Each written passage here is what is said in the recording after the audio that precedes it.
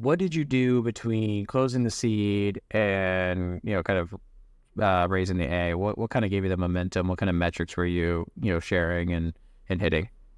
Yeah. So when we closed the seed, we were just in LA, and we had just run, at that point, 5 cohorts, 3 in LA, 2 in Tulum. And between then, what we did is we expanded to New York. So we opened a place in Chelsea in New York. We started running experiences out of there, and also launched our subscription product. That was really the biggest thing that that changed. We started having ARR come in. It grew really quickly. Just by running these cohorts, we were able to bring in a decent amount. We were charging $3,000 a year for our membership on top of the one-time fee to be part of the co-living experience. And so we had a lot of revenue coming in very quickly. I think that was exciting. We also then formulated plans to raise the venture fund at the beginning of 2022. Looking ahead a little bit.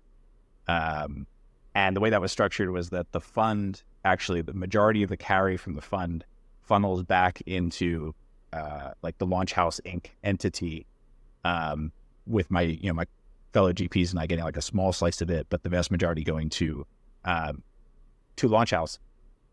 So that, when you think about like long-term or short-term revenue, we were crushing it on short-term revenue from this co-living experience that we were running on top of it, and the potential for the long-term revenue if we were able to continually attract top-tier founders, which we had a good early track record of because of the branding that we built. The potential was pretty clear both in the short term and the long term. And what kind of checks were you planning on writing, and how big of a fund did you raise? Yeah, so the fund ended up being about 7 million, a little over 7, and we started out writing 100K checks. We ended up dropping that down to usually 25 or 50K checks.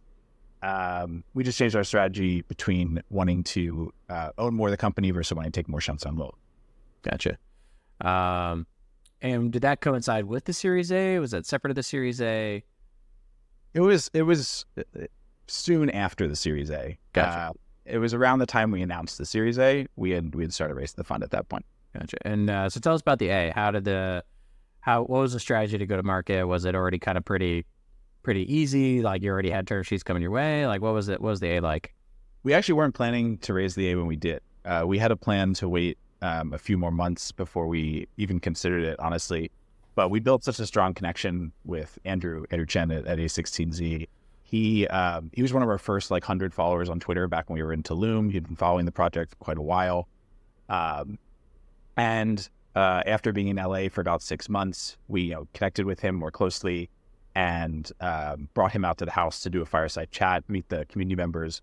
And the energy in the house was just very excited for it. He was super excited, and he left basically just jazzed on the vision of where we were going and also what we were currently building.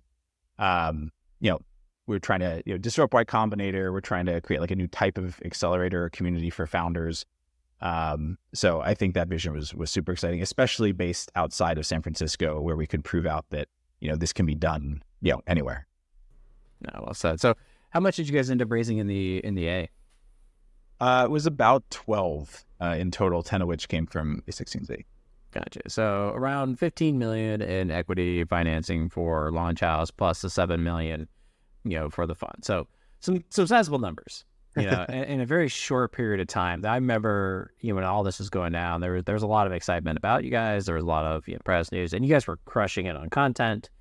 I actually read your newsletters when they came out. And so there's an incredible execution on community and content. So, obviously giving you guys credibility to grow and continue down that path.